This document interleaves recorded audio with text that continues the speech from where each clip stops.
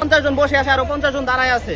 যদি এই অবস্থা হয় তাহলে এখানে বিভিন্ন দুর্ঘটনা ঘটতে পারে। এটা দায়ভার কে নিবে? আজকে আমাদের 2টা বাস দিলেও স্টুডেন্ট অনেক বাইরে দাঁড়ায় থাকবে। এই অবস্থায় এটা দেওয়ার কি দরকার ছিল? এটা তো আমাদের সুবিধা থেকে ভোগান্তি বেশি হচ্ছে। আমাদের বিষয়টা হচ্ছে যে গাজীপুরগামী বা ঢাকাগামী যাই বলে না কেন, আমাদের 2টা বাস অনুমোদন দেওয়া। একটা বৃহস্পতিবার দিন যাবে আর একটা রবিবার দিন সকালে নিয়ে আসবে।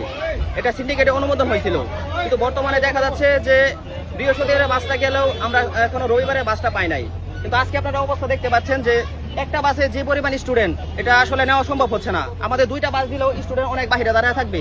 এই অবস্থায় একটা বাসে যে অবস্থা, যে 50 জন বসে আছে, আরো 50 জন দাঁড়ায় আছে।